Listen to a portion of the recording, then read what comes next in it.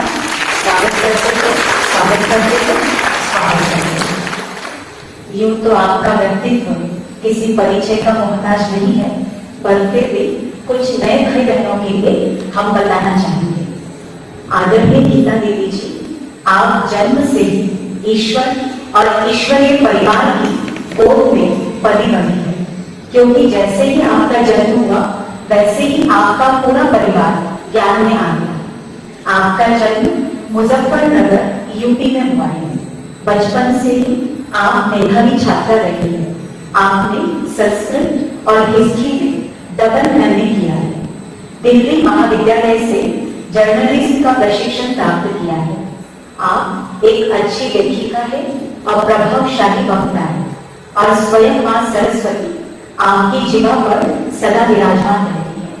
आपने ईश्वरीय सेवा के लिए देश विदेश का भ्रमण कर आध्यात्मिक ज्ञान की अलग जगाई है, और पीस ऑफ माइंड चैनल पर आपका कार्यक्रम सुहाना सफर बेहद ही पॉपुलर है। छोटी उम्र में ही आपने जो आध्यात्मिक अनुभव प्राप्त किया वो बेहद अद्भुत है, और सच में आप ईश्वर की सच्ची सच्ची गीता है। और आपके बारे में हम एक बार कहना चाहेंगे कि आपके क्लासेस में वो अद्भुत क्षमता समाई है कि आप भावना शून्य व्यक्तियों को भी भावना प्रधान बना देती है, भावनाओं से उनको भर देती है। ये बहुत बड़ी कला हमने आपकी देखी है। और कुछ शब्द आपके लिए कहना चाहेंगे। मीरा सी योगिनी हो और भावना वाली शबरी भी हो, राधा सी रूप रानी भी हो और सरस्वती सम ज्ञानी भी हो। हर देवी की अवतार हो आप, हर गुण का भंडार। हर देवी की अवतार हो आप, हर गुण का भंडार। समूचा शब्द संसार कम है, समूचा शब्द संसार कम है, करने को आपका सत्ता, करने को आपका सत्ता। तो अब मैं आदरणीय गीता दीदी जी से निवेदन करूंगी कि वे अपने वरदानी वचनों से हम सभी ब्राह्मण परिवार को भरपूर करेंगे। आदरणीय गीता दीदी जी।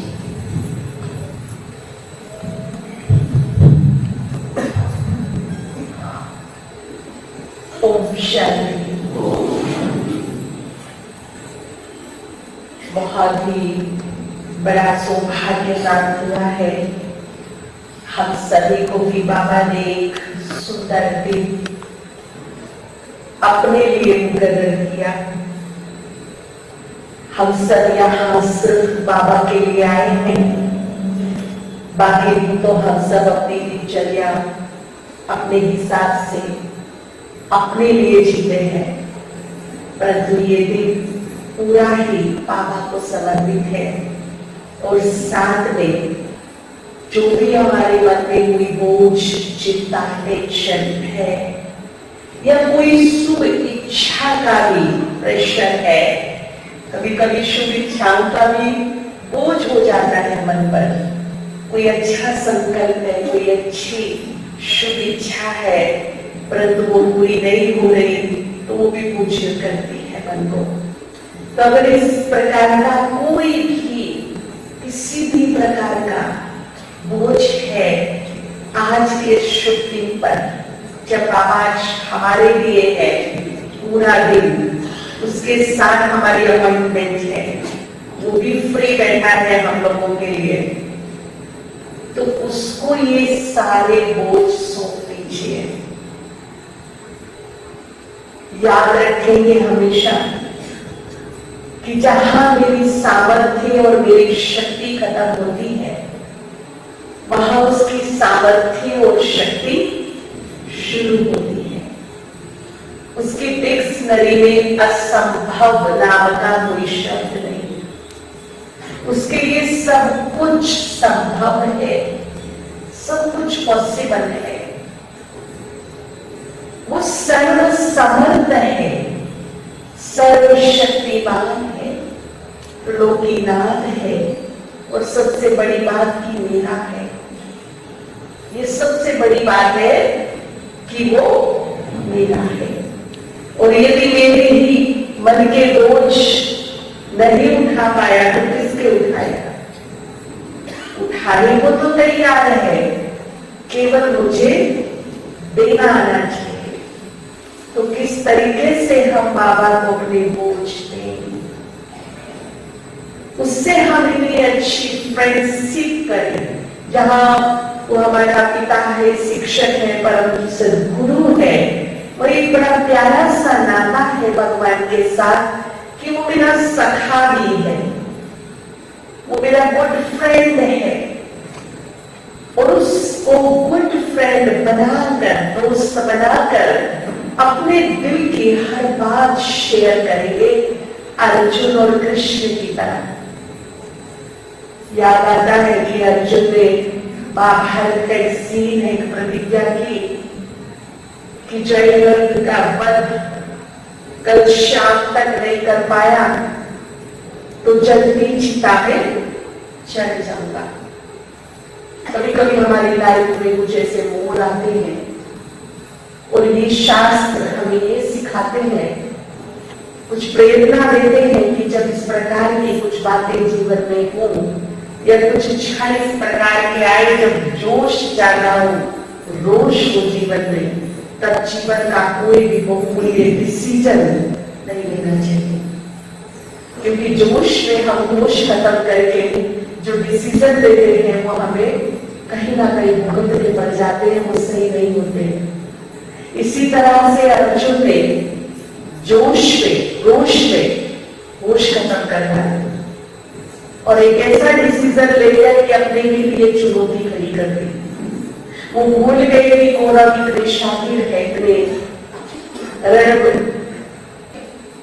जो रणनीति है उनकी इतने कुशल है उसमें कि कैसे भी करके जयद्रथ को वो शाम तक हमारे सामने आने नहीं देंगे, छुपा के रखेंगे, किधर भी ले जाएंगे, और प्रतिज्ञानुसार सूर्यास्त होते ही लोगों चिता में चढ़ना पड़ेगा। उनका तो बिना युद्ध लड़े युद्ध कंप्लीट होने जैसा हो गया। श्री कृष्ण की बातें बहुत गहनता से सोच रही है। युद्ध विराम हुआ, शाम को सब अपने तंबुओं में गए रेस्ट करने। श्री कृष्ण बाहर घूम रहे हैं, विचार कर रहे हैं कब क्या होगा, अर्जुन ने कैसी प्रतिज्ञा करनी है, किस तरह से हम रणनीति बनाए करके। अब अचानक तो ये सोच विचार करते करते अर्जुन का ख्याल आया। उन्होंने सोचा कि कल की चिंता से, रणनीति बनाने के विचारों से मुझे नींद नहीं आ रही, तो अर्जुन को कहाँ रही होंगी, क्यों ना मैं कल की रणनीति बनाऊं, उनके पास जाऊं, देखूं क्या हाल है उनका। तो जैसे ही उनके तंबू में जाते हैं, देखते हैं अर्जुन तो घोड़े बेच के सो रहे हैं, बड़ी चैन की, बड़ी सुख की नींद सो रहे हैं। तो कृष्ण को बड़ा अजीब लगा कि ये कैसा है, इसे कल की तनिक चिंता नहीं, कितना अच्छे से सो रहे हैं, जरा भी विचार नहीं चल रहे कल के बारे में। तो उनको जगा करके पूछते, बात आप अच्छे से सो रहे, आपको नींद आ गई, आपको कल के लिए कुछ विचार विमर्श नहीं करना है? तो अर्जुन मुस्कुराए और कहा कि कृष्ण, जिसके लिए रात को जाग जाग कर सोचने का, विचार करने का काम आप करते हो, जिसकी चिंता आप जाग जाग कर करते हो, उसे भला जागने की क्या जरूरत है? वो तो बेफिक्र होकर सोएगा ना।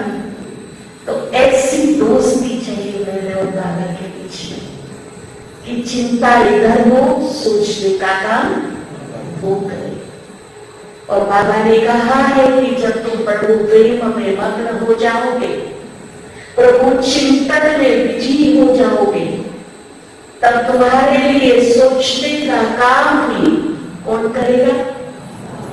जी, बाबा करेगा। तो हमें केवल क्या करना है? प्रभु चिंतन में खुद को बिजी करना है, उसके प्रेम में खुद को मग्न करना है। बाकी सोचने का काम भी फिर वो ही करेगा।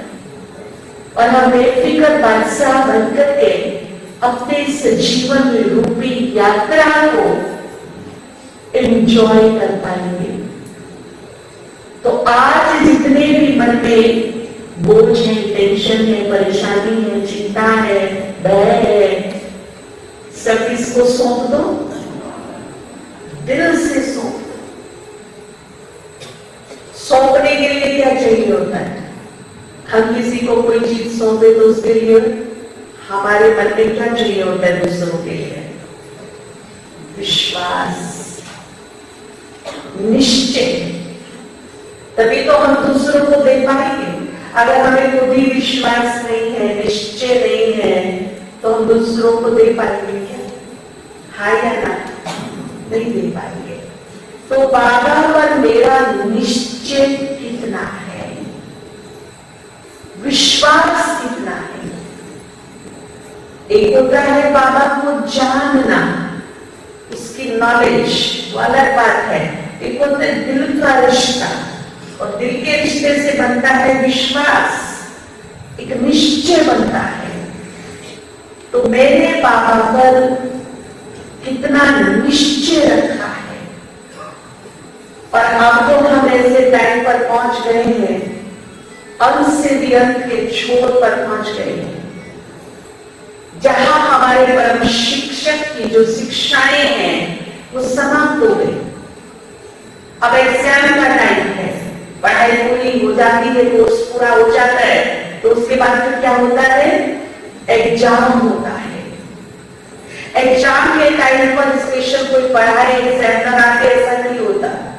एग्जाम के टाइम पर हमारा जो टीचर होता है वो पूरी तरह साक्षी होता है, उस समय वो स्टडी नहीं हमको कराता है। तो अब जो समय चल रहा है, अब वो है कि हमारा कोर्स कंप्लीट हो चुका है। रहा है क्या कुछ? धरती से आकाश तक पूरे ब्रह्मांड का, तीनों लोगों का, चारों युगों का, परमात्मा का समस्त, आत्मा का समस्त रहस्य, सृष्टि चक्र का, 84 जन्मों का, कर्म विकर्म कर्म का, पाप पुण्य का, उसके परिणाम का, कर्मों की गहन गति का, धर्म अधर्म का, कोई छोड़ा है क्या? छोड़ा है? लगता है इनसे कुछ छूट गया? यहां से लेके वहां तक का सारा ज्ञान बाबा ने दिया है, कहीं कभी नहीं छोड़ी। किधर भी स्पष्टीकरण किया है। आप एक अव्यक्त मुरली उठाइए, 69 से लेकर अब तक साधन है, ज्ञान का साधन कितना स्पष्टीकरण किया है। और क्या चाहिए मुझे? उसकी बारी खत्म, अब बारी मेरी शुरू होती है। उसने जो देना था दे दिया, अब मुझे देखना है कि मैं उसे कितनी अप्लाई कर रही हूं, एक्शन में कितना लाइक होता है। कई सोचते बाबा नहीं आता, कौन कहता नहीं आता? तुम दिल से बुलाओ तो सही, बुलाओ तो सही। बोला ये हो नहीं सकता, वो तो तब भी आया जब तुम जानते नहीं थे उसे। क्या मीरा के लिए नहीं आया? नरसिंह के लिए नहीं आया? आया ना? जब हम उसको ठीक से नहीं जानते थे, वो तो तब भी आया, अभी भी आएगा। परंतु निश्चय पर गार ना हो मेरा, क्योंकि एग्जाम में जो एक एग्जाम है जो बड़ा टफ, बड़ा शॉर्ट परीक्षा है, टफ भी है, शॉर्ट भी, वो लंबा नहीं चलेगा। वो होगी मेरे निश्चय की परीक्षा। तो मेरा भगवान का निश्चय कैसा और कितना होना चाहिए, कैसा होना चाहिए? आजकल तो देखिए निश्चय पे कैसे कैसे बात हो रहे हैं। कभी सोचा भी नहीं था कि इतने भ्रमित करने वाले रीजंस बन जाएंगे, कारण बन जाएंगे। कहा बाबा आने लगे, किधर आने लगे। नॉर्थ में जाओ तो वहां बाबा, यहाँ देखो तो यहाँ बाबा, आप महाराष्ट्र में जाओ तो वहां बाबा, सब जगह बाबा आ रहे हैं। तो ये क्या है? ये हमारे निश्चय की ही परीक्षा है। सबसे पहली बात तो बाबा जहां आते थे आज भी वही वो सिद्धस्त है, वही पर हाजिर नाजिर है। उनकी उपस्थिति आज भी वहां होती है, फील है, सबको महसूस भी होता होगा। जो स्थान को ब्रह्मा ने तपाया है, मां जगदम्बा ने जिस भूमि की सींच करके पालना की है, आदि रत्नों ने जहां गहन तपस्या की है, जहां सैकड़ों साधक बैठकर देवी साधना करते हो।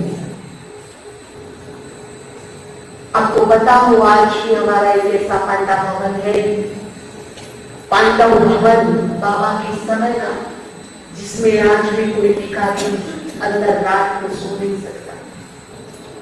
उसके लिए बाहर स्थान तो है, अंदर में इतने प्योर स्थान है हमारे। अच्छे अच्छे वैज्ञानिक, अच्छे अच्छे साइंटिस्ट आकर कहते हैं कि बाबा के रूम से शांति स्तंभ के जो वाइब्रेशन है वो शायद ही दुनिया में नहीं, पावरफुल चार्जेबल वाइब्रेशन। उस स्थान को छोड़कर जहां हड्डियां घिसाई है बाल ब्रह्मचारियों ने अपनी, दधीची मिश्र यज्ञ में हड्डियां दी, वो इधर उधर क्यों आएगा? दूसरी बात किस में आएगा? ब्रह्मा जो नारायण कृष्ण की आत्मा है, उसका ब्रेन ऑटोमेटिकली ऐसा होगा, संसार की पहली आत्मा, उसे ही यह अधिकार हुआ, यह हक मिला भागीरथ बनने का, जो शिव को धारण कर सके अपने अंदर। वो भी परमानेंट नहीं रहता, थोड़े टाइम के लिए आता चला जाता और अपनी सारी शक्तियों के साथ नहीं आता। अगर सारी शक्तियों के साथ आ जाए तो ब्रेन के टुकड़े हो जाए, फट जाए। उसके बाद सिर की नंदी गुलजार डाली,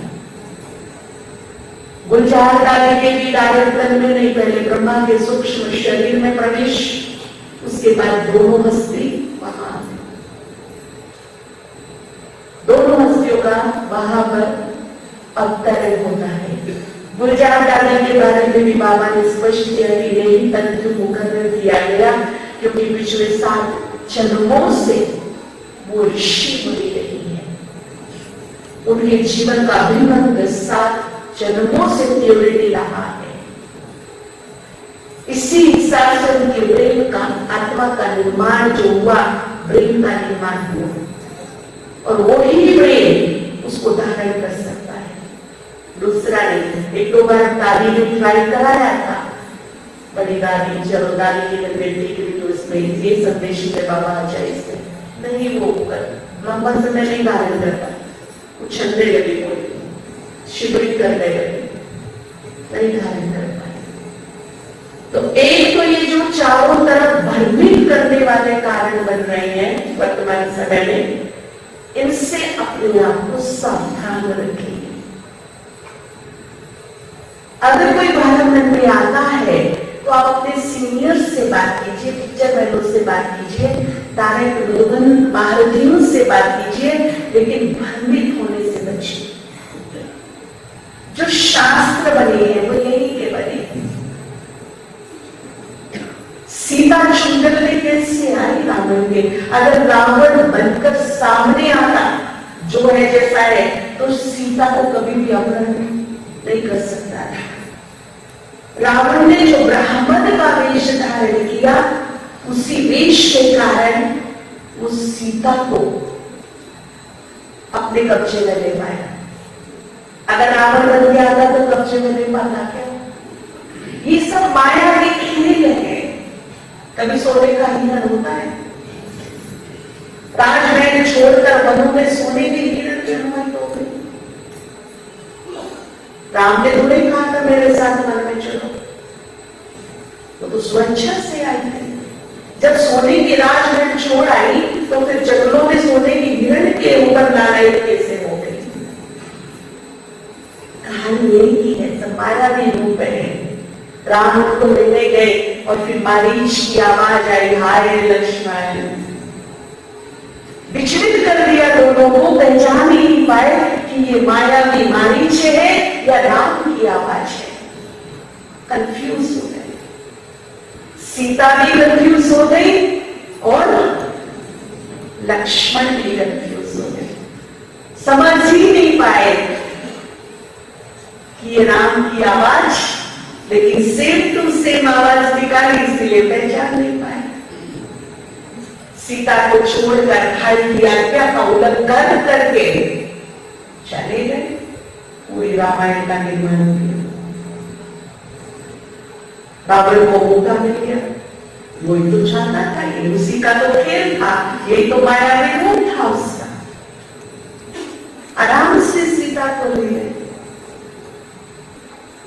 कहीं ये सारी बातें मेरे जीवन में तो घटित नहीं हो रही। राम को एक तरफ भगवान मानते, दूसरी तरफ क्या ये मारीच उनको हानि पहुंचा सकता था क्या? कहा वो सर्वसमर्थ मानते, कहा उसकी सामर्थ्य में एक सेकंड में डाउट आ गया, क्वेश्चन मार्क आ गया।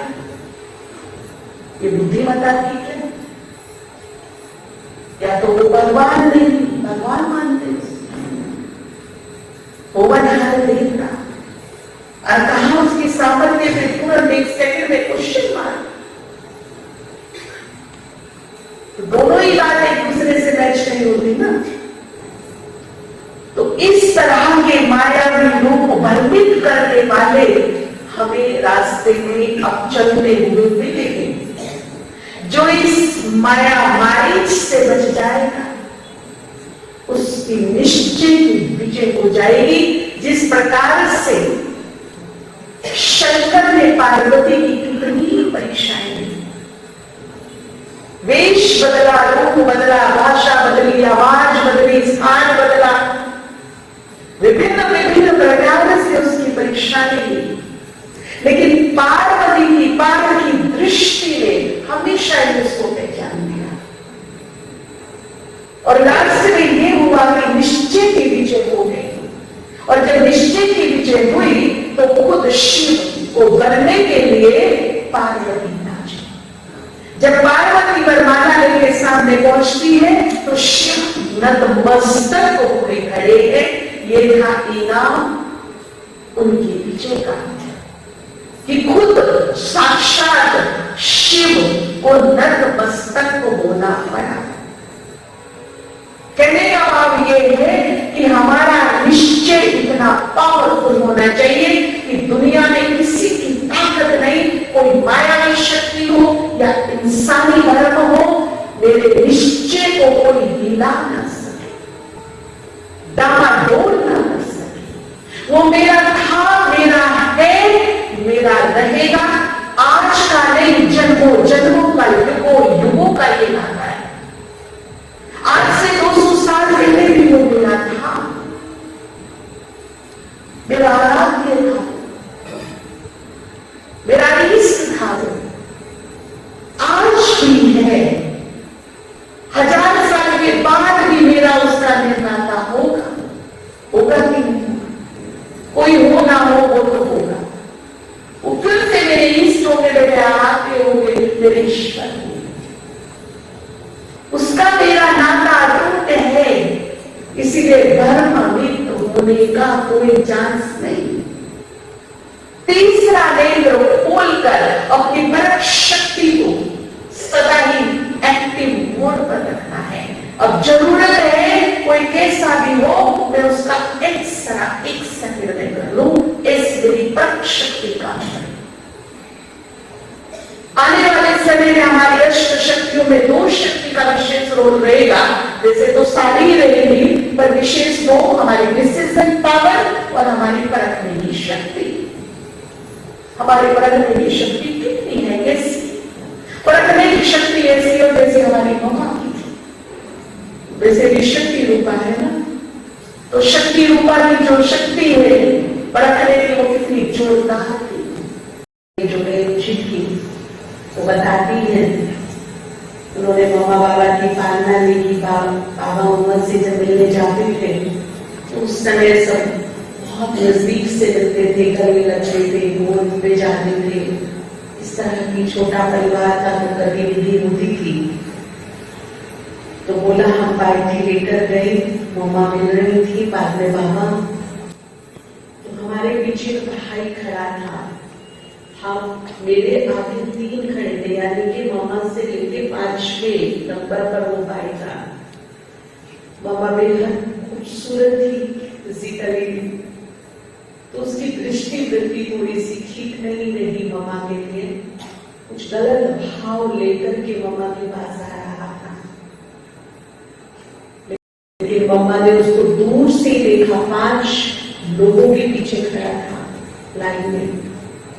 तो मम्मा ने उसको कहा, बच्चे वहीं रुक जाना, ये काली की गोद है, सोच समझ के आना इसमें।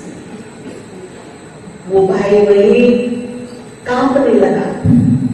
उसको आश्चर्य हुआ कि मैं इतने पीछे खड़ा हूं, मेरे मन में क्या चल रहा है इनके लिए, इन्होंने कैसे पहचान लिया।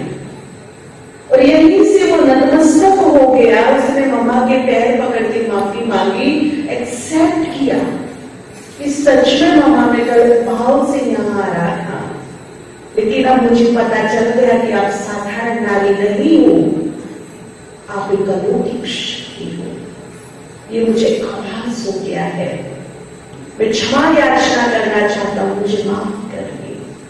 मम्मा ने उनके सर पे हाथ रखा, माफ किया। तो 1 सेकंड में परख लिया, उसके मन के भाव को रीड कर लिया कि ये क्यों मेरे पास आ रहा है।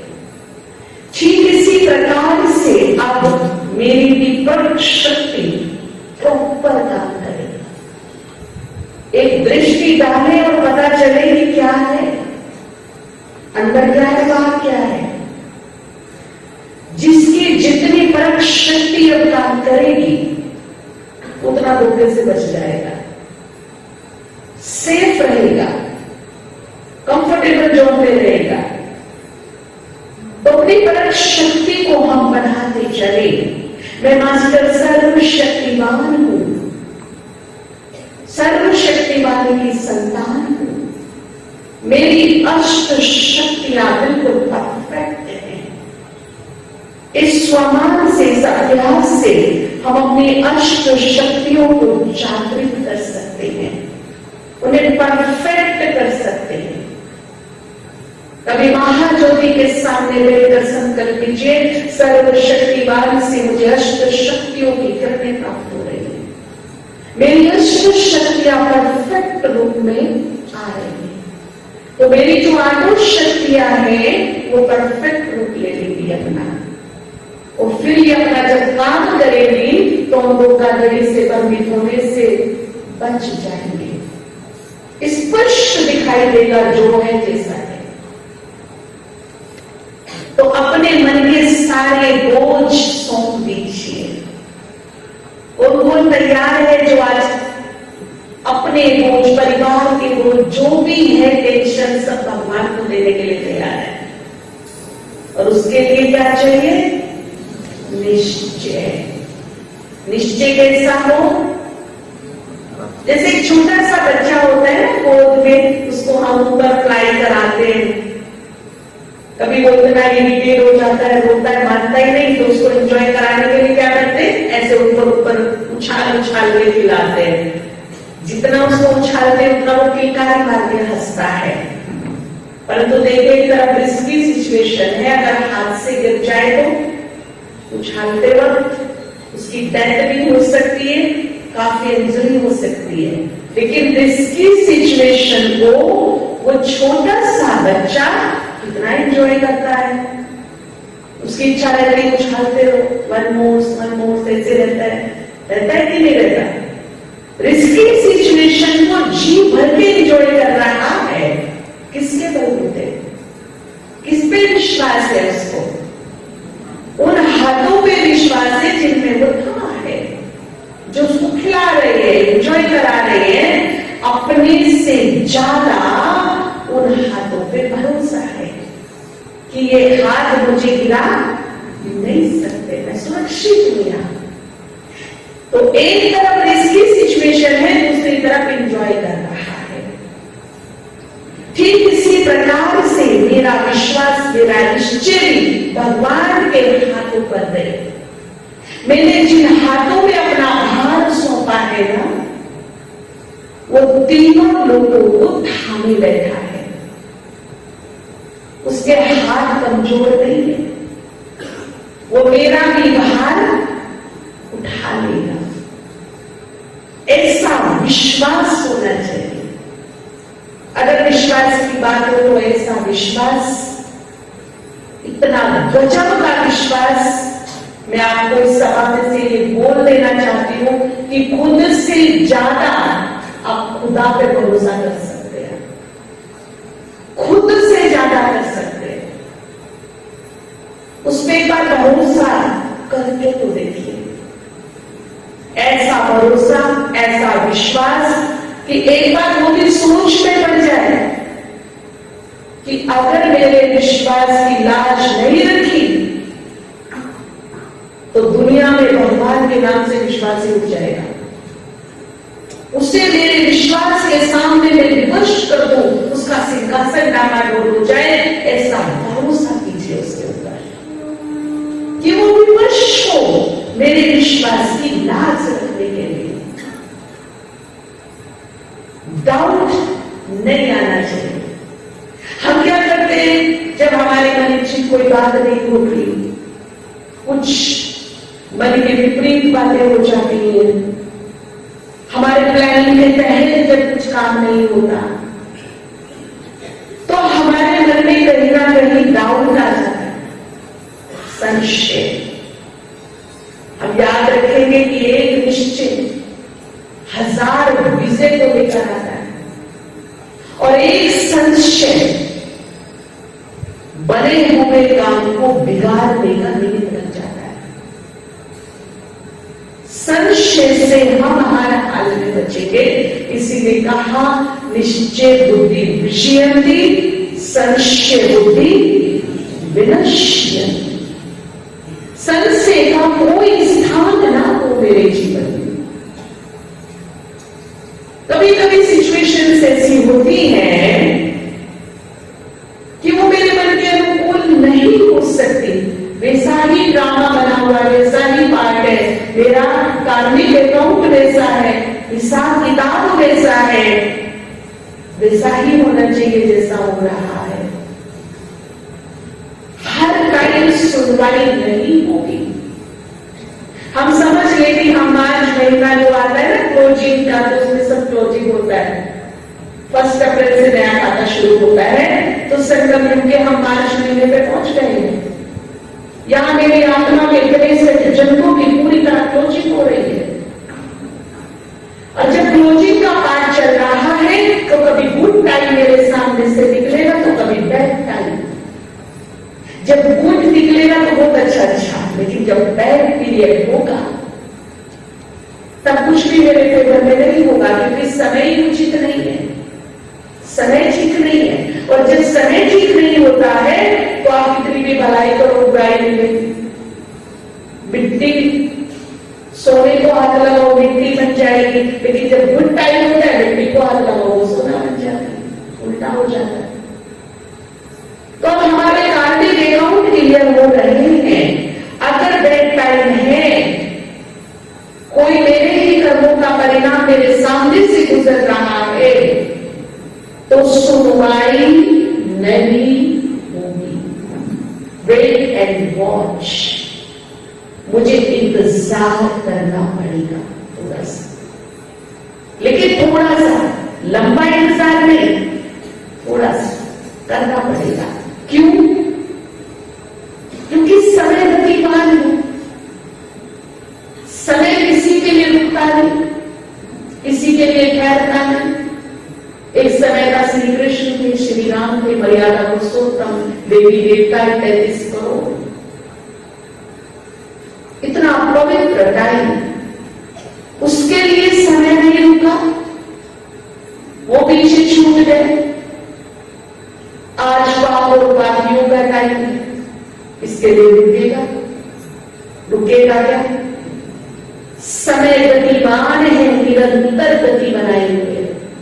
थोड़ी देर पहले सुबह थी, अभी दोपहर है, थोड़ी देर के बाद रुका किसी के लिए? किसी के लिए नहीं रुका। युग बदल गए, पीछे छूट गए, समय आगे बढ़ गया। तो जो बैड पीरियड है भी कोई समय में, कोई कार्मिक अकाउंट ऐसा आया है, कर्म बंधन ऐसा आया, कोई हिसाब किताब आया, तो घबराने की जरूरत नहीं। समय गतिमान है, ये समय भी बीत जाएगा, ये समय भी बीत जाएगा, गुड टाइम भी आएगा। यही ज्ञान की पारदर्शिता है। तो जब बैड टाइम चल रहा होता है तब सुनवाई नहीं होती। जैसे देखिए आपके घर में बच्चे हैं, आप उनको वीकेंड पे उनकी फेवरेट आइसक्रीम खिलाते हो, उनको पसंद है, आप खिलाते हो उनका फेवरेट फ्लेवर। परंतु आज बच्चे को बुखार, जुकाम, खांसी है, नाक बह रही है और आज वो आइसक्रीम मांग रहा है, आज क्या करोगे? हमेशा बिना मांगे खिला रहे थे, आज वो मांग रहा है कि मुझे आइसक्रीम चाहिए, तो दोगे क्या? क्या करोगे जी? क्यों सुनवाई नहीं हो रही बच्चे की जी? तो बस जब आप करते हो तो ऊपर वाला भी करता है, इतना ही तो करता है वो। उसे भी पता है कि अभी उचित वक्त नहीं है, अभी सुनवाई करने से नुकसान हो सकता है। परंतु आइसक्रीम खाने को कैंसिल कर रहे हो कि डिले कर रहे हो? तुझे पूरी जिंदगी आइसक्रीम नहीं मिलेगी, जुकाम हुआ है इसलिए, या ये बोलते कि बेटा ठीक हो जाए के बदले तो डिले किया कि कैंसिल किया? क्या किया? तो बाबा भी कहते हैं बच्चे धीरज धर, धीरज धर, तेरे सुख के भरे दिन आएंगे। वो ये नहीं कह रहा भूल जा, नहीं होगा, कैंसिल ना, वो कहता है धीरज धरो, मिलेगा, उचित वक्त आने दो, राइट टाइम आने दो, एक के बदले कितना तो डाउट क्यों आता है इस पीरियड में? जब हम संशय में आ जाते हैं, हमें लगता है हमारी सुनवाई नहीं हो रही, और उस समय सुनवाई नहीं हो रही, यही बेहतर है मेरे लिए, यही बेहतर है। एक बार हमारे एग्जाम चल रहे थे, हम विलेज में रहते थे, तो बस स्टैंड से बस लेनी होती थी कॉलेज के लिए। हम दौड़े दौड़े भागे भागे आ रहे, लेट हो गई, एग्जाम हमारा टाइम पे शुरू होना, बस भी टाइम पे आनी है, थोड़े से लेट हो गए। इतनी तेज भागे, इतनी तेज की बात नहीं पूछो, और हर सांस में बाबा बाबा बस रोक देना, बाबा बस थोड़ा सा पकड़ ले, हमारी मदद करना, बस को कैसे भी करके डिले कर देना। हर सांस में बाबा को याद किया, लेकिन बस स्टैंड पर पहुंचे तो आंखों के सामने बस निकल गई। जब बस निकल गई तो बाबा पर तो फिर दिखाना ही था ना उसको, तो क्या बाबा इतनी सी सुनवाई नहीं कर सकते, इतना सा कहना नहीं मान सकते, इतनी सी मदद नहीं कर सकते, भगवान बोलते अपने आप को। खूब नखरे दिखाए, 5-7 मिनट खड़े होंगे वहां पे, खूब बाबा से मनी मन फाइट किया। थोड़ी देर में व्हीकल आया, जान पहचान वालों का था, उन्होंने कहा हम उधर ही जा रहे हैं, आपको छोड़ देंगे कॉलेज। चले गए। रास्ते में क्या देखा, बस उल्टी पड़ी है खाई में, एक गड्ढा सा है, बहुत सारे लोग मर गए, जो बच गए वो हॉस्पिटल जा रही है। अब बताइए सुनवाई करके ठीक रहना कि नहीं सुनवाई किया तो ठीक रहा जी? तो कभी कभी ऐसा होता है, हम गलत जिद करके बैठे रहते हैं और बाबा हमको बचाता रहता है, और फिर हम सोचते हैं कि बाबा तो सुन ही नहीं रहा। हमारे मन में 1000 डाउट पाते, दिल शिकस्त हो जाते हैं, उलाहने देते, शिकवे शिकायतें करते हैं, लेकिन ये भूल जाते हैं कि उसकी प्लानिंग मेरी प्लानिंग से बहुत अच्छी है। मेरी प्लानिंग गलत हो सकती है, परंतु उसकी प्लानिंग कभी भी रॉन्ग नहीं हो सकती, क्योंकि मैं एक काल वर्तमान को देखकर प्लानिंग कर रही हूं। जो बीत गया, आने वाला है पता नहीं, वर्तमान में हूं। और बाबा मेरे तीनों कालों को देखकर त्रिकालदर्शी है, तीनों कालों को देखकर भांप कर अच्छे से फिर प्लानिंग करता है, तो उसकी प्लानिंग रॉन्ग हो ही नहीं सकती। मैं तो आप सभी को कहना चाहूंगी कि अपने जीवन की और अपने परिवार की प्लानिंग उसके हाथों में सौंप दीजिए। मेरी प्लानिंग भी तू ही कर, मेरे परिवार की प्लानिंग भी तू ही कर। तेरी प्लानिंग हमेशा बढ़िया, मेरी प्लानिंग गलत हो सकती, तेरी नहीं। तो अपनी प्लानिंग को उसको करने दीजिए, हमारा फायदा होगा। तो कभी कभी ऐसी सिचुएशन आ जाती है कि हम उसको बहुत बोलते, रोक लगाते, योग करते, तो सुनवाई नहीं हो रही, तो समझ जाइए कोई ना कोई रहस्य है, बैड पीरियड चल रहा है, बाबा मुझे किसी चीज से बचाना चाहता है। लेकिन ये भी विश्वास रखिए कि मेरी विजय केवल डिले हो रही है, कैंसिल नहीं। आप अपने घरों में लेकर रख सकते हैं चित्कार करके, मेरी विजय डिले तो हो सकती है परंतु कैंसिल हरगिज नहीं। मेरी विजय सुनिश्चित है, होकर रहेगी। वो डिले हो सकती है, कैंसिल नहीं। तो उस डिले वाले पीरियड को पेशेंस के साथ बिताना है मुझे। जहां मुझे पेशेंस रखना है, मैं डाउटफुल ना हो जाऊं, पेशेंस। और आज के टाइम में, आने वाले समय में अगर मैंने ये पेशेंस धारण नहीं किया तो पेशेंट बन जाऊंगी, रोगी बन जाऊंगी। अब देख लीजिए, तो पेशेंस को धारण कीजिए या पेशेंट बन जाइए। वैसे भी कहते धीरज का फल कैसा होता है, जी सुना है क्या बोल रहा, तो खाने में क्या प्रॉब्लम है, अप्लाई कर लेना चाहिए ना। जब मीठा है तो धीरज का फल कड़वा तो नहीं है ना। जब धीरज का फल मीठा मिलना ही है तो फिर इस दिव्य गुणों को जो देवताएं धारण करते हैं, मैं क्यों ना इसको अप्लाई करूं। पेशेंस के साथ वेट एंड वॉच। जब ऐसा लग रहा है कि मेरे कर्मों का परिणाम मेरे सामने से निकल रहा है, वो भी खराब, तो बाबा का हाथ और कस के पकड़े। योग 1 घंटा करते 2 कर दीजिए, पुण्य कर्म 4 करते 5 कर दीजिए। कुछ पॉजिटिविटी बढ़ाइए ताकि वो बैड पीरियड इजीली क्रॉस हो जाए। ना कि मुझ पर चिंतन करके, डाउटफुल होकर के, शिकवे शिकायतें करके, नेगेटिविटी के साथ छोटी सी बात पहाड़ जैसी लगे, और बड़ी सी भी बात हो लेकिन पॉजिटिविटी हो, ऊपर वाले पे विश्वास हो, उसका हाथ और साथ हो, पुण्य कर्मों की ताकत हो, तो वो बड़ी सी पहाड़ भी कैसी बनेगी, जैसे सूली से कांटा बन गया। समझ में आया कि कहां कहां सुनवाई नहीं हो सकती।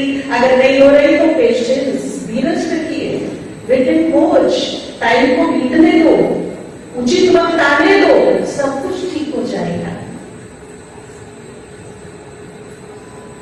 हमारे कर्म भोग भी तो चुप्त कराना है ना बाबा, और सूली से काटा बना करके कराना है।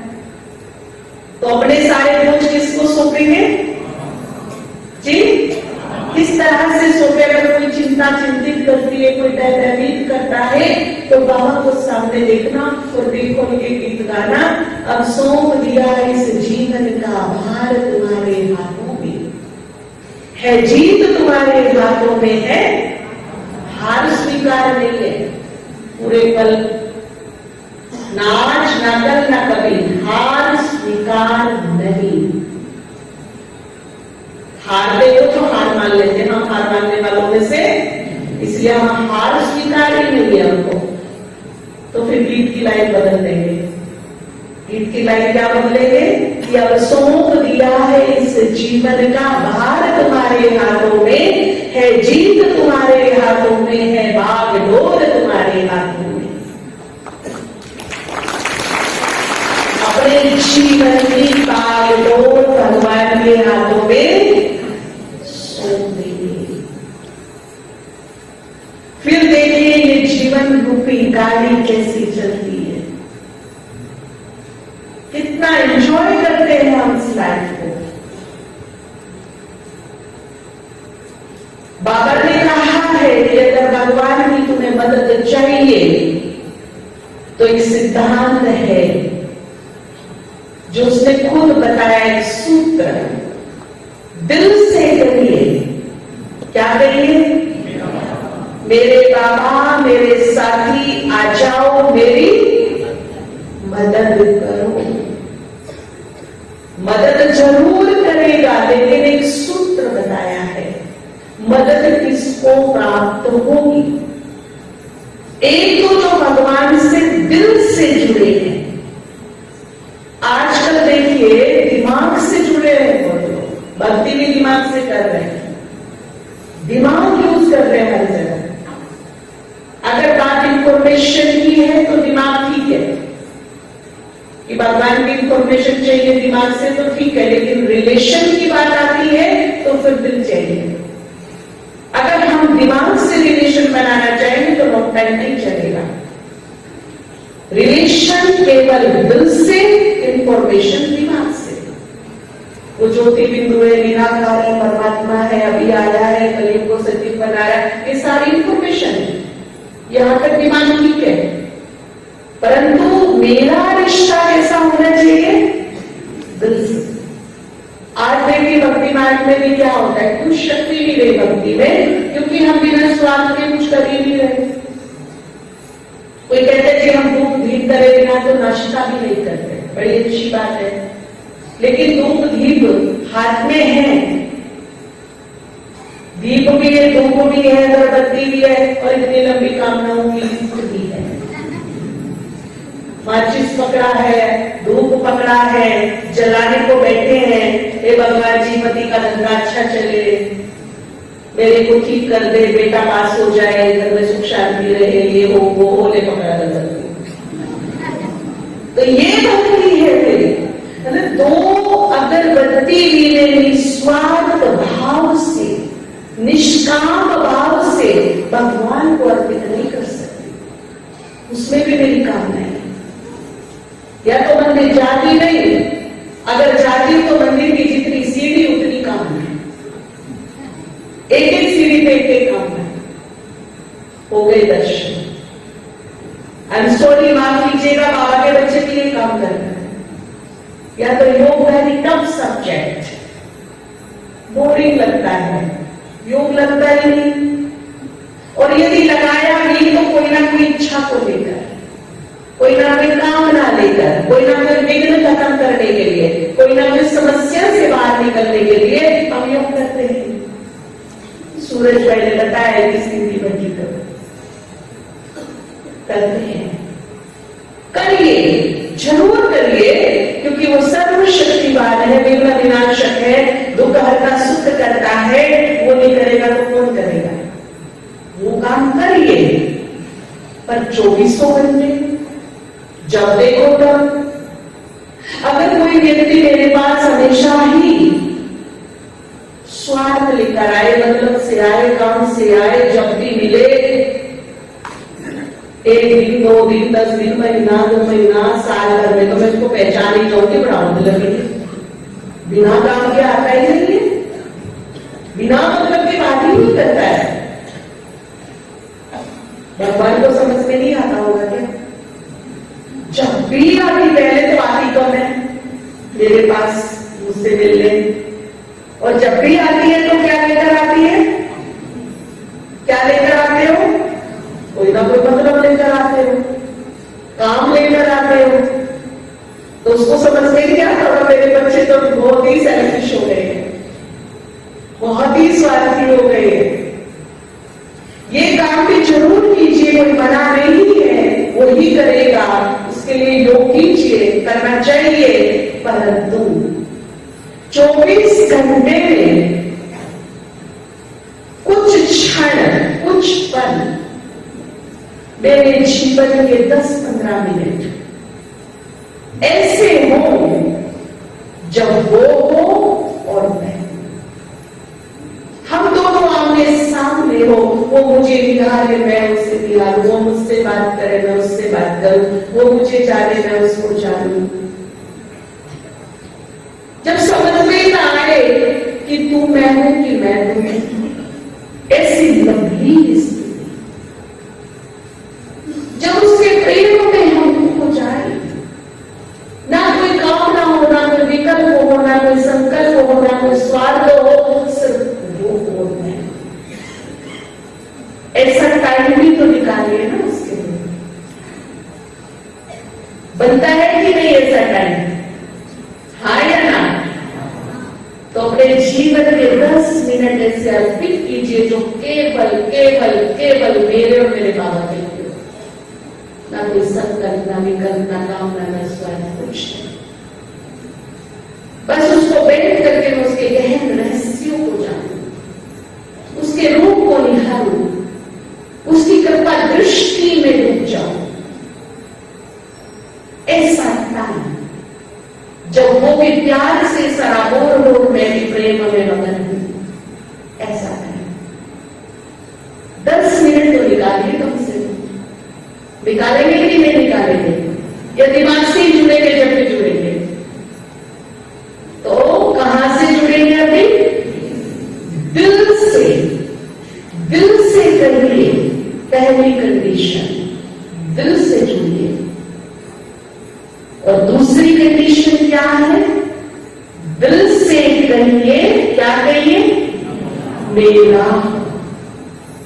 आप सभी को पता हो कि जो मदद है ना, मेरों को तत्काल मिलती है। जहां मेरे है ना, उनको मदद चाहिए, वहां पे डिले नहीं कर सकती, तत्काल मदद मेरों को मिलती है, यथाशक्ति मिलती है।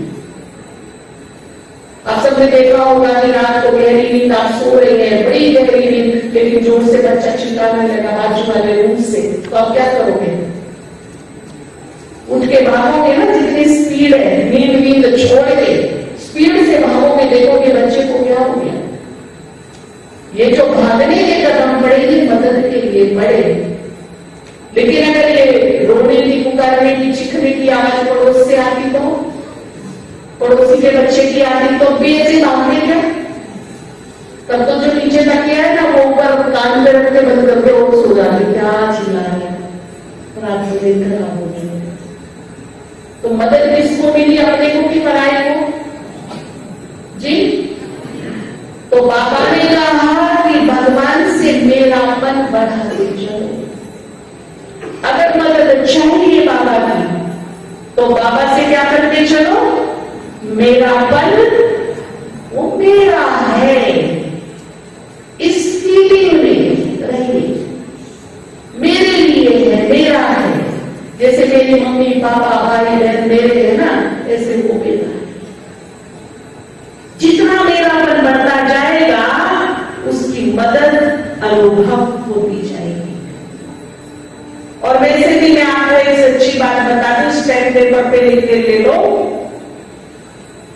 अगर तीनों लोगों में कोई मेरा है ना, तो वो सिर्फ वही है, और कोई ना मेरा नहीं। एक बिल्कुल सत्य बात है। एक शमशान में लिखा था कि मेरे 4 भाइयों मुझे यहाँ छोड़ने आए, आपका लाख लाख शुक्रिया। तो हमने बोला कि एक लाइन और लिख देते, बिल्कुल प्रैक्टिकल बात करेंगे।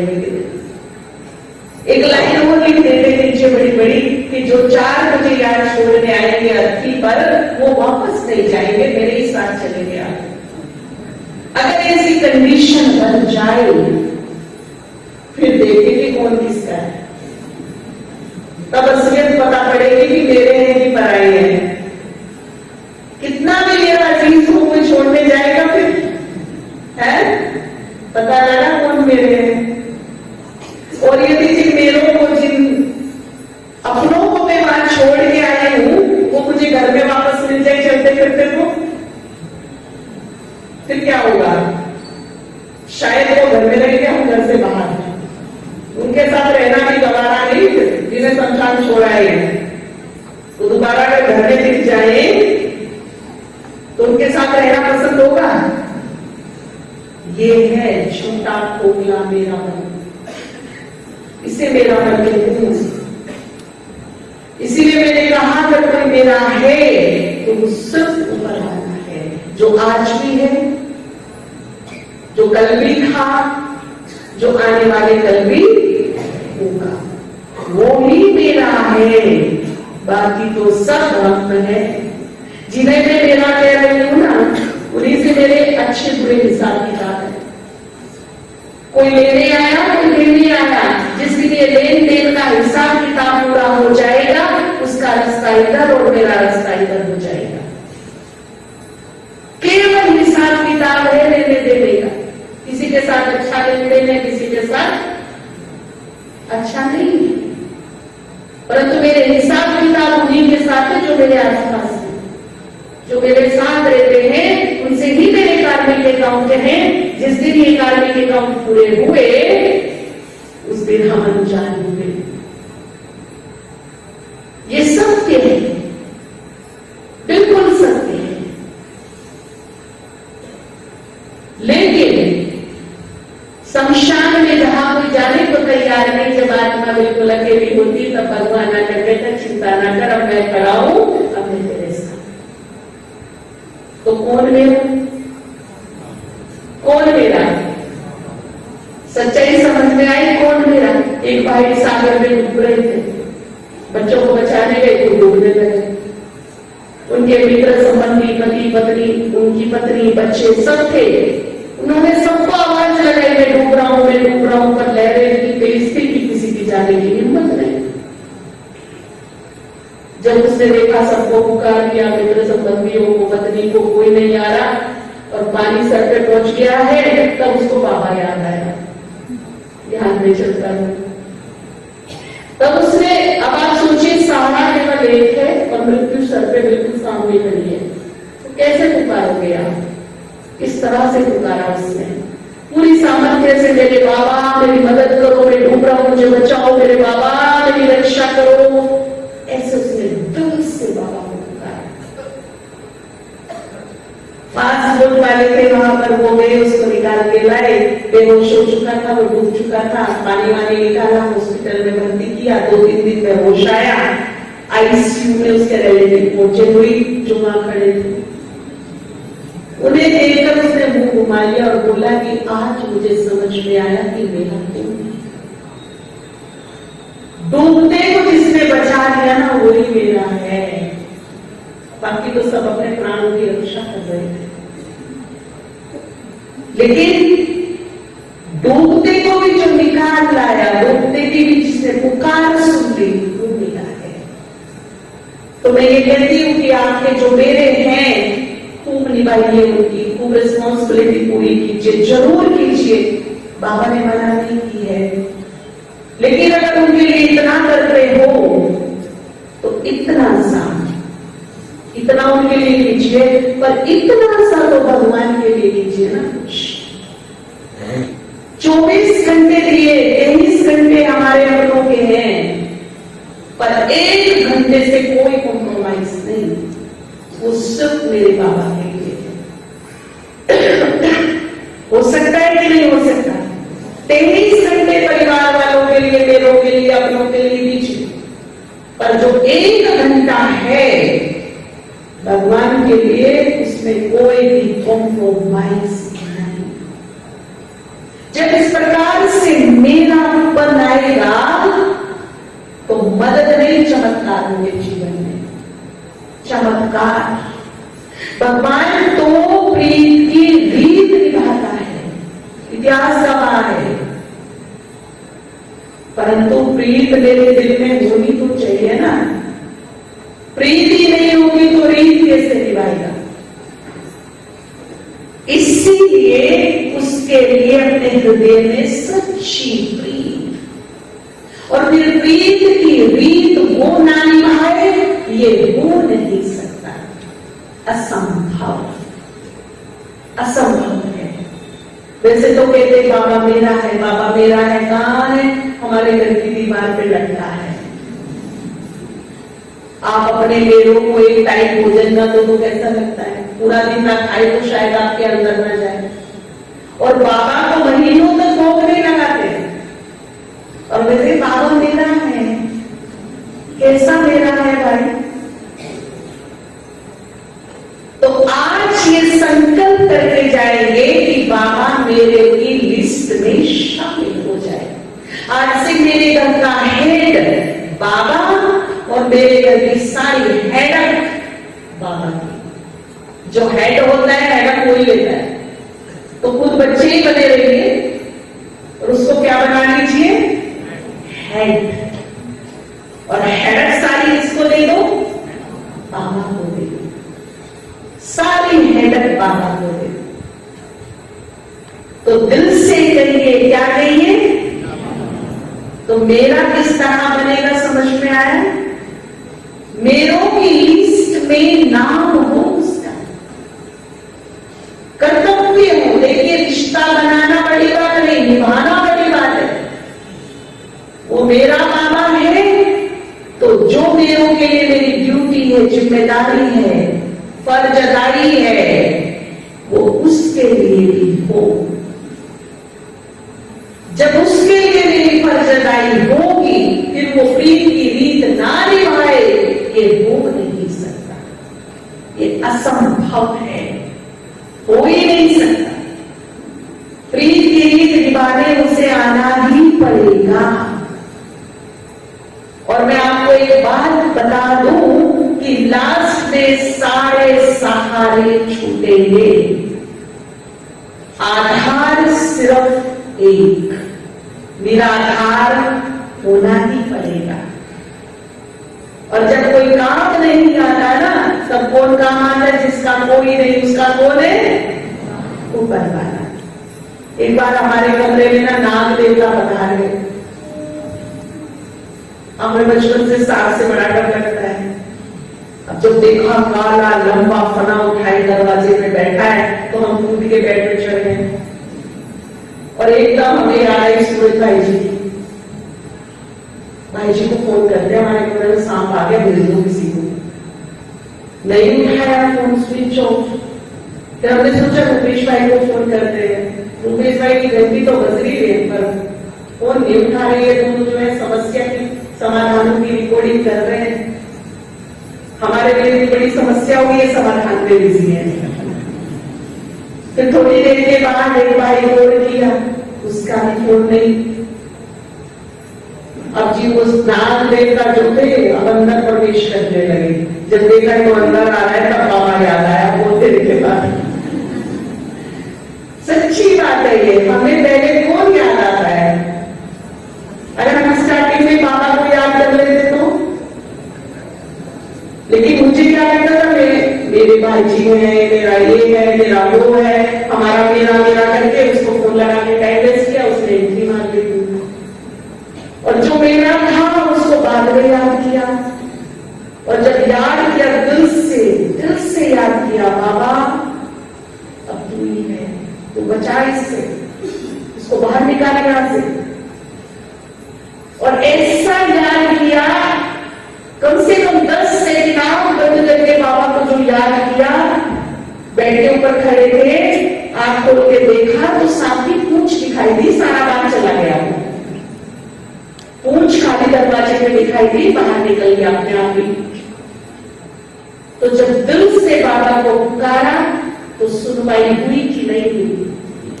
जिन पे भरोसा था कि भाई जी मदद कर देंगे, ये मदद कर देंगे, वो टाइम पे मदद नहीं करता है। फोन ही नहीं उठा पाया हमारा। इसलिए जितनी बैसाखियां बना के रखी है ना सबको देगी, कोई साथ नहीं देगा। निराधार होना पड़ेगा, आधार कौन? केवल भगवान। ऐसा आधार बना लूं मैं अपने जीवन का कि इधर पुकार उधर नंगे पांव दौड़ के भागा चला है।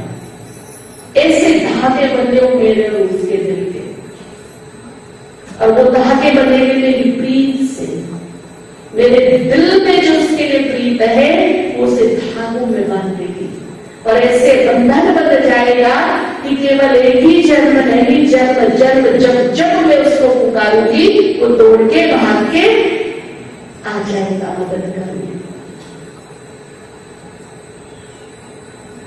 तो मदद लेने का तरीका है उसे अपनों की लिस्ट में शामिल कीजिए। मेरा मन बनाते जाइए उससे, दूसरों से भले लगाइए पर उससे क्या करिए? बढ़ाइए मेरापन। अब किस तरह से वो प्रेम की रीत निभाता है, एक बार मनोहर दादी जी ने हमें कहानी सुनाई थी। मैंने बहुत जगह वो सुनाई, मेरे हार्ट के बहुत क्लोज है। जिस दिन मैंने कहानी सुनी तो 10 बार आंसू आए थे साथ में, सुन के कि बाबा किस तरह निभाता है। तो मनोहर दादी ने कुमारियों को कहानी सुनाई कि एक माता थी, उसके कोई बच्चा नहीं था और उसे ये फील नहीं था कि मेरे को बच्चा नहीं। वो बड़े गर्व से सबको कहती थी मेरा एक बच्चा है, शिव बच्चा है। शिव ऐसे तो तुम्हारे बेबी जैसा मेरा है, इतना आज्ञाकारी वफादार, इतना प्यारा बच्चा है मेरा। और जैसे एक माँ बच्चे के लिए सब कुछ करती है ना, ऐसे वो माता शिव बाबा के लिए सब कुछ करती थी। उसका बर्थडे क्या ये शान सेलिब्रेट करती थी, सबको बुलाना, गिफ्टें देना, केक काटना, बिल्कुल जैसे वो उसका बच्चा है। एक होता है बोलना ऊपर ऊपर से, एक होता है उसे प्रैक्टिकल में जीना। उसको फील होता था कभी उसकी साड़ी खींच रहा है, कभी उसका हाथ पकड़ रहा है, कभी उससे बातें कर रहा है। छोटे मोटे उससे काम है, शिव बेटा गाय को पकड़ के लाओ, तो गाय आ गई। शिव बेटा मेरी मदद करो, तो उसे फील हो रहा है कि तो मेरी मदद कर रहा है। ऐसे उसने बसा लिया अपने अंतरात्मा में उस रिश्ते को, जी रही थी उस रिश्ते के साथ। तीनों टाइम कुछ अच्छा अच्छा बनाएगी, अपने शिव बेटा के लिए आज ये बना रही हूँ, फिर उसको भूख लगाएगी, बैठ के 15 मिनट बड़े भाव के घोर से उसको खिलाएगी पिलाएगी, स्वीकार कराएगी। अब माता जी के युगल भी थे, ज्ञान में तो वो भी थे पर परफेक्ट नहीं थे, पूरी तरह से पूरे कम थे। माता जी पूरी निश्चय बुद्धि थी। तो उनके जो युगल थे बूढ़े दादा, उनकी तबीयत ठीक नहीं रहती थी।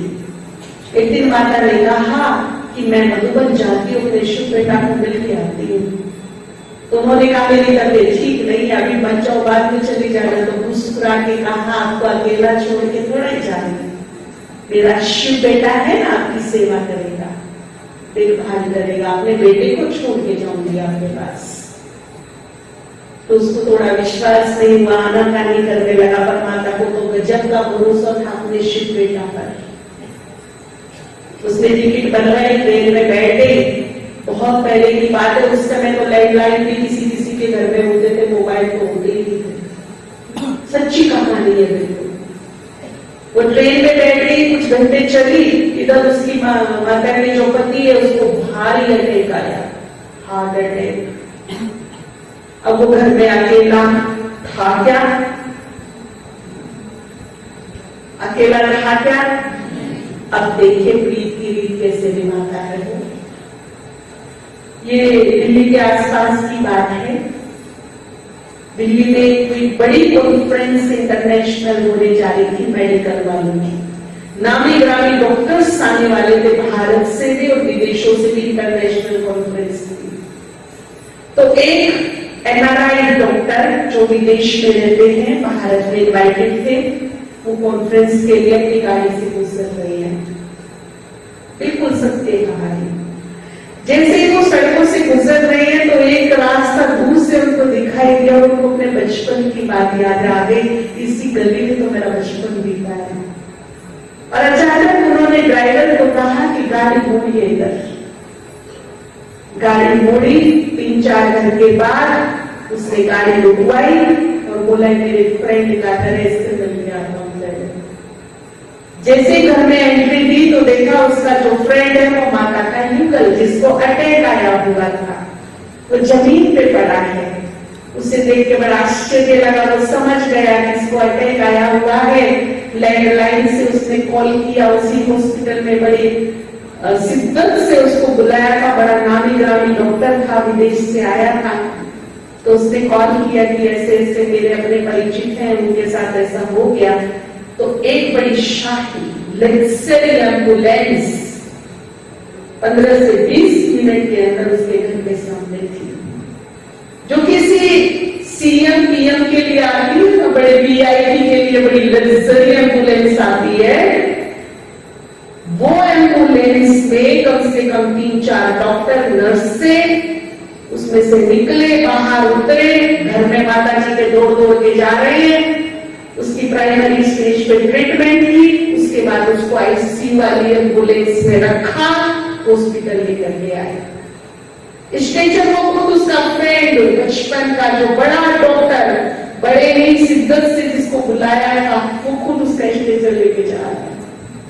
पीछे डॉक्टरों की लाइन लगी हुई है, इतना बड़ा डॉक्टर, उसका कोई परिचित, अटैक आ गया है इसको।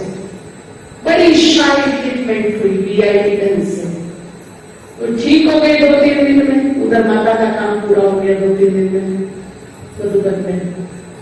अब उसको जो है डॉक्टर ने एक नर्स देकर के घर वापस भेज दिया, नर्स रख दिया कि जब तक माता जी नर्स केयर करेगी। उधर माता जी वापस लौट गई। सर्दी के दिन के धूप सेक रहा था, आंगन में बैठा था। माता जी पहुंची मेन गेट पे, थोड़ा कुछ हो भी रहा था मन में कि बुरा न लग गया हूं मैं, आ गई मधुबन बिना उसको छोड़े। उसे था कि मेरा शिव बेटा तो है, पर उसे लग रहा था कि मैं अकेला हूं। तो जैसे ही दरवाजे पर उसके पति ने उसको देखा माता को, तो जोरदार वाली सैल्यूट की। माता जी को हिम्मत आई कि सब ठीक ठाक है, लेकिन नर्स देख के थोड़ी घबरा गई कि नर्स क्या कर रही है मेरे घर में। तो बोला सब ठीक ठाक है। ये नर्स कहते ठीक नहीं, सब बहुत बढ़िया है। और उसने एक बात कही बड़ी भाव में बहुत रो करके कि सुन, तेरी मेरी खुद की औलाद भी होती ना, वो भी इस तरह से ना निभा पाती जिस तरह से तेरे शिव बेटे ने निभाया। तो बोला कैसे निभाया, क्या हुआ, सारी कहानी सुनाई किस तरह से मुझे अटैक आया, तेरे शिव बेटे ने किस तरह से विदेशी डॉक्टर अपने पांव चलकर मेरे पास आया, मुझे उठा के ले गया, मेरी ट्रीटमेंट कराई और आज एक नर्स को रखकर मेरे साथ छोड़ दिया। ये तेरे शिव बेटा की ही कमाल है, ये और किसी की कोई कमाल नहीं। खूब निभाई मेरे शिव बेटा ने, खूब निभाई।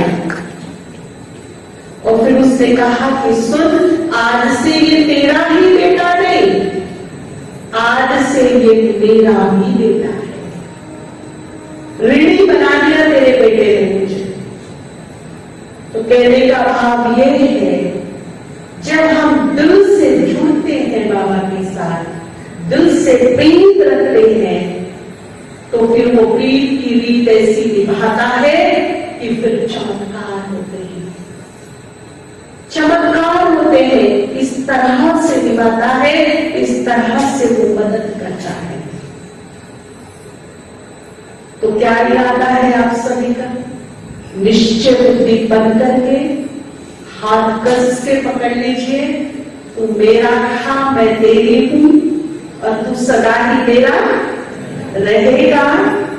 और दूसरी बात, अपने सारे बोझ किसको दे देंगे? भगवान को सौंप दो, बेफिक्र हो जाओ। तुम केवल उसके बारे में सोचो, वो तुम्हारे बारे में सोचना शुरू कर देगा। ठीक है? ओम शांति।